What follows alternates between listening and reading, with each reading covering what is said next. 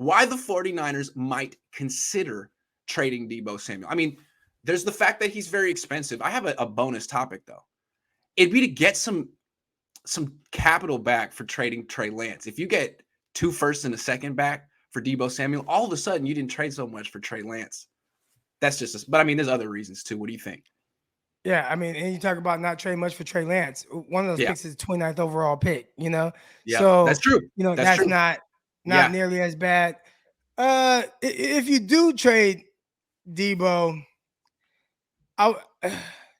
he would have to just really get so disgruntled that he's like, I don't want to be here. And we've seen that with some guys, and I don't know if Deebo is that type of guy. I've never had any type of interaction with him or anything like that. But again, once the business side of things kind of filter in and you start to understand that aspect of it, it does kind of change things a little bit. And maybe you do do things that you weren't really anticipating doing, which can include wanting to be traded to a team that might value more. Look at what the Kansas City Chiefs just did with Tyreek Hill, right? Where I think once they saw how much money Devontae Adams made, they're like, damn, we're not gonna give you that. And it's like, well, all right, send me somewhere that will. And it's like, and Miami said, hey, we'll pay you whatever you want. Exactly. You know what I'm saying? Even Jets were like, hey, we'll pay you whatever you want. So from that standpoint, I think sometimes these guys, and again, people forget the human element of these athletes. They're just like all of us. They want to be loved too, and they want to feel just as valued as the next person. Right. So if Deebo says, "Look, I want to be paid X," and the Niners are like, "Now do it again, prove it, do one more season. We want to wait." He could be like, "I mean, the Packers would pay me right now. The Jets would pay me right now. If you don't want to pay me right now, there'd be 10 teams that would be willing to pay me right now. So why don't you just send me on my way? Because I don't want to be here under this contract. I'm not happy. You don't want me if I'm unhappy." I mean, it seems like that's kind of how the Niners have been the last 5 years. They don't really keep players against their will unless they're Jimmy Garoppolo. And Jimmy Garoppolo seems to have taken it all in stride, but no one else has been like a captive here. I mean, you mentioned the Green Bay Packers, and I know even if I'm Deebo Samuel, I'd be like, I mean, it probably sucked playing there in January, but oh well, get to play with Aaron Rodgers, and you're going to compete for a championship. Maybe you don't know how he feels about Trey Lance or that whole situation with God. And it's like, hey, send me somewhere that I know there's stability at the quarterback position, and there's going to be a chance to win. So I don't want to push Deebo over to Green Bay. I don't even know if the 49ers would make that trade unless Green Bay. Well, they got multiple first round picks, so maybe they would. But I could see a scenario just from the player's perspective. Yeah. Where it's like, all right, y'all want to pay me? This team will. Also, just knowing one thing real quick, go ahead. Green Bay was willing to pay Devontae Adams what the Raiders did. Adams just wanted out. That's right. So. That's right. What was I gonna say? I keep forgetting what I was gonna say. Anyway, oh well. Why the Niners might consider trading Deebo Samuel? Because they here's the thing. Parag, I don't think would be willing to do this. Like Parag could get around. Like I'll make someone the highest paid tight end. That's not that much money. I'll make someone the highest paid fullback. That's not that much money. But $30 million on a wide receiver who plays running back half the time. He didn't want to pay Trent Williams, Eric. He was like, nah. And Kyle had to call up Parag and be like, what? So I could see this one going a similar direction where Kyle would have to call up Parag and be like, we have to change the way we do business. And I don't know if Kyle's going to do that for Deebo, because from Kyle's perspective, his scheme trumps everything.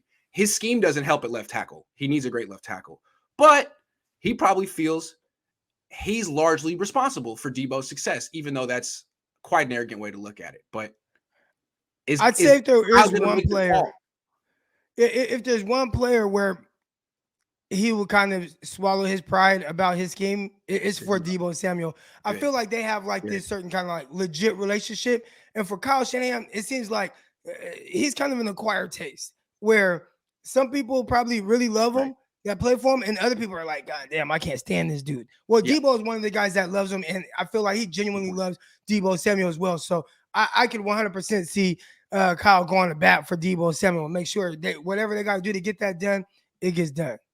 That may be what's required. Leo says Deebo isn't taking less than $28 million. He could easily make the case that if he had a better quarterback play the last 3 years, he'd have at least 2 1K yard seasons. Christian Watson, another corner, would have more value. Oh, That's a lot of pressure to put on Christian Watson. It's tough for offensive players to come in, especially wide receivers, and make a big impact right away. You got to learn a huge playbook. I feel like it's easier for defensive players to make an impact right away. Am I wrong on that? What do you think?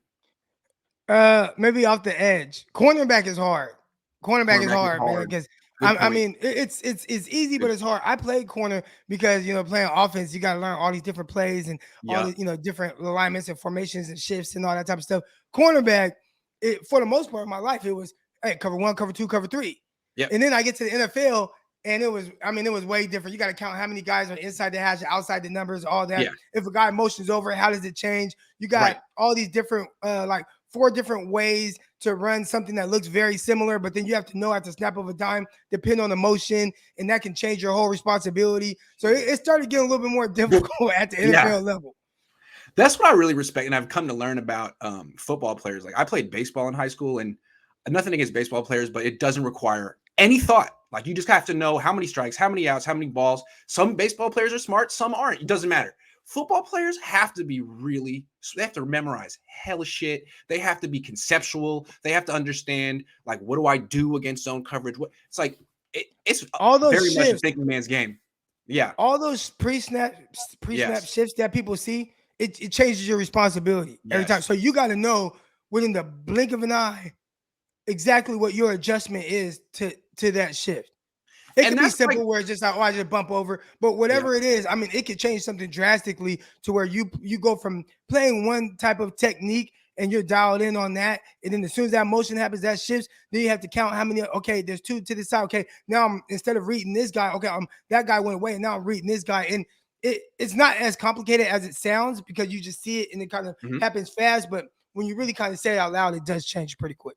And isn't that a big reason why Kyle Shanahan does motion so often? It's like he's banking, if I do it, one of the 11 guys is going to get it wrong sometime. Right. And that's typically what happens. It only takes one guy. It only takes one guy. So if, 10 guys get it right, one guy gets it wrong, boom. That's, I think, a big reason why he does it. David, thank you. Michael, thank you.